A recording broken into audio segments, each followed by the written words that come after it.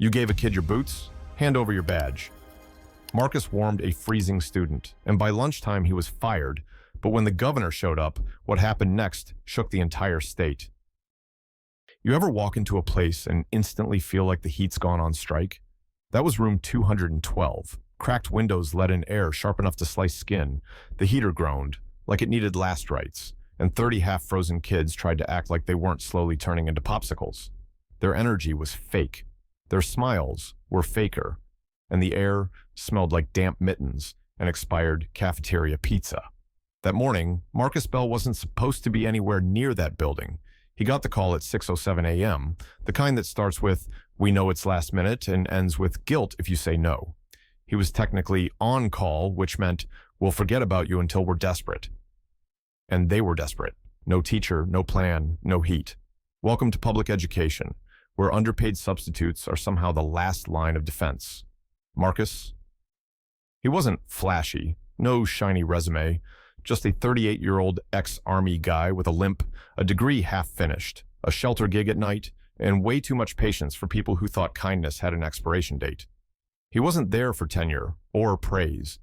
He was there because, in a city built on apathy, he still gave a damn. He walked into room 212, took one breath, and immediately regretted not wearing a second coat. Then he saw him. Third row, second seat from the left, head down, shoulders shaking, not from tears, but from cold, that kind of cold that grabs your bones and doesn't let go. Eli. He didn't look like trouble. He didn't look like much of anything. Just a skinny, quiet kid trying to disappear. No coat, no socks, shoes. If you called them that, you were being generous. Holes so big his toes were practically waving at him. And that wasn't the worst part. The worst part, he wasn't crying, he wasn't complaining, he wasn't saying a word. He was sitting there, hands jammed into his armpits like that would magically grow insulation, eyes glued to his desk, like he'd learned long ago not to expect anything from anybody. Marcus had seen this look before, overseas, in shelters, in the mirror, on bad days. It was the look of someone who had learned how to be invisible. And Marcus didn't unsee things like that. He didn't say a word that morning. He taught his lesson, fractions probably. Nobody remembered. The kids weren't listening, just counting minutes until recess so they could fake being fine in the freezing wind. But Marcus had made up his mind. He watched the clock, waited for the bell. And when those kids stampeded outside like wild animals finally uncaged, Marcus made his move. He stepped into the hallway, pulled off his boots, solid, military issue, warm enough to survive a Michigan blizzard, and peeled off his thick wool socks, walked right back in like it was nothing. Eli was still in his seat, same position, still frozen. Marcus knelt beside him, didn't make a scene, didn't draw attention, just held out the boots. "Put these on, kid," he said, voice low but steady. "And don't worry, I got extras." For a second, Eli didn't move, didn't even blink, like his brain couldn't compute what was happening, like no one had ever done anything for him without asking for something in return. Then, slow, almost like it hurt, he took the boots, and across the room, 2 rows back, a girl pulled out her phone and aimed the lens right at them. Next morning, Marcus showed up like it was just another Tuesday. Thermos in one hand, hot cocoa, made with real milk, not that powdered mystery mix they call school safe. 3 fresh pairs of wool socks stuffed into his coat pocket, one for Eli, one for whoever else came in looking like they slept in a bus shelter, and one extra, for the kid who wouldn't ask but clearly needed it. He didn't come to be a hero. He came to teach. Instead, Linda Kelson was standing at the front doors like she was waiting to read someone their Miranda rights. You know the type. Hair sprayed within an inch of its life, blazer so stiff it could stand on its own, smile sharp enough to file your taxes with. Mr. Bell," she said, like the words had a bad aftertaste. "Step into my office." He didn't even get past the lobby. "You gave a student your boots yesterday?" she asked, arms crossed so tight they looked fused. Marcus blinked. "Yes, ma'am." He was freezing. Kid didn't have socks. His toes were blue. Kelson's face didn't flinch. If anything, it got tighter. "There are protocols," she snapped. "You touched a child's feet. That's a boundary issue. You're not certified for personal contact. You're not even full-time. Do you understand how many rules you just broke?" Marcus raised an eyebrow. I understand that frostbite breaks more than rules, ma'am. That's not your call. Then whose is it? Because no one else in that room seemed to notice he was turning into an icicle. Her eyes narrowed. You're relieved. Effective immediately. HR will contact you. Leave your badge. And just like that, no hearing, no warning, no nothing. He was out. Fired for giving a child socks and boots. Fired for caring too much.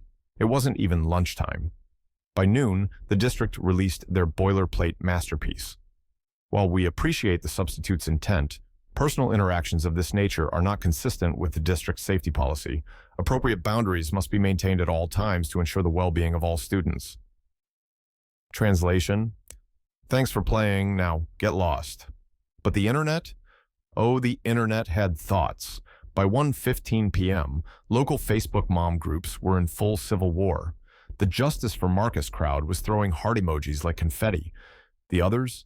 The pearl-clutching HOA board energy moms. They were foaming at the keyboard. This is highly inappropriate. He touched a child. This is grooming behavior in disguise. He's not a social worker. He's a sub... What did he think he was doing? By 4 p.m., Marcus Bell was trending on Twitter under #Bootgate and #FiredForKindness. By 5 p.m., a lawyer parent tweeted that they were filing a civil complaint against the district for retaliating against compassion. And by 6 p.m., there it was. Front page of the Oak Ridge Times, black and white photo. Eli standing outside the school in Marcus's military boots, wearing a shy smile and a too big coat, looking, finally, like a kid. Caption in bold: fired for kindness. The school thought it would blow over by Monday.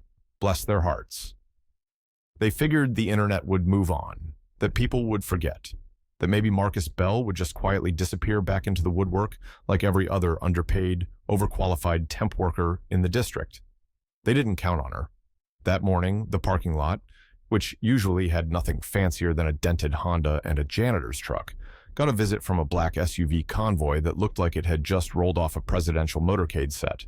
Not cops, not feds. Worse, Governor Natalie Rousseau. If political figures were fire, Rousseau was kerosene and a blowtorch. Harvard law, steel spine, and approval ratings so high, even her enemies started their sentences with, well, to be fair. And now? She was standing in front of Oak Ridge Elementary, designer trench coat, heels clicking like punctuation marks, flanked by 2 aides and her press secretary. She didn't stop for greetings. She didn't ask for directions. She stepped into the front office like she was checking into a hotel she already owned. First words out of her mouth: "Where's the substitute who gave away his boots?" Kelson, oh poor Linda, visibly flinched. She stood up so fast she knocked over her favorite world's best principal mug. He's no longer with the district," she stammered, trying to keep her composure, as if this was a routine drop-by from the governor of the state. Rousseau didn't blink, just gave a single surgical nod, then walked straight past her. No red carpet, no warnings, no "please sign in." She walked through the halls like she'd walked them before, like every locker, every poster, every chipped linoleum tile was under her jurisdiction. Because, technically, it was. She reached room 212 mid-lesson. 29 fifth graders turned as one. And then there was Eli, still in the 3rd row, still quiet, still unsure how to sit in a desk that felt colder than it should. She walked in. No announcement, no preamble. She knelt. Not in front of the class, not for show, for him. Eli looked up, his eyes wide, as the most powerful woman in the state placed a brand new pair of boots in front of him. Not army issue, not hand-me-downs. These were custom-made, lined with fleece, perfectly his size. But it wasn't the material that made the room go silent. It was the name. Bell, embroidered on the side, subtle, permanent, proud. "I think someone stood up for you," she said gently, her voice barely more than a whisper. "Now we stand up for him." A second later, the aides opened the door again. "Press is ready," one of them murmured. Rousseau stood, smoothed her coat, and walked outside to the front steps. The moment she emerged, it was clear something seismic was about to go down. Dozens of cameras. Microphones pointed like weapons, the smell of hot lights and cold ambition in the air. But she wasn't here to perform. She was here to unleash. The system failed, she said, voice sharp, clear, and devastating. Let's not sugarcoat this. A child was freezing, and the only person who did something about it got fired. Kindness isn't misconduct. Compassion isn't a liability. And punishing good people for doing the right thing, that ends today. Boom. No notes, no stutters. Just fire, clean and controlled. Behind her, Principal Kelson looked like she wanted to crawl under a flagpole and never come out. By the time she stepped off those stairs, the world had changed. Twitter, melting, cable news, breaking in, district hotline, imploded. People weren't just watching, they were choosing sides, and this time Marcus Bell had an army. Marcus never asked for the fame, didn't care for interviews, awards, or viral praise. But after the governor's visit, the world wouldn't leave him alone. Local news, national networks, talk shows, veteran groups, even Oprah's assistant. He ignored the noise, kept volunteering, brought food to Eli's mom, lived quietly, no spotlight, just purpose. Then came Bell's Law, Governor Rousseau's next move, a bill that made it illegal to fire teachers for acts of emergency compassion. And guess what? Unanimous vote, passed in one sweep. One pair of boots had changed state law. By spring, Marcus got his license back, with honors. At the school's year-end assembly, he expected nothing, didn't even plan to come. But when he stood up, the whole auditorium rose with him. And then Eli walked across the stage, polished boots, navy blazer, holding a hand-painted sign, "Because of you, I believe in people again." Marcus didn't need a speech. He just wiped his eyes and whispered back, "You too, kid."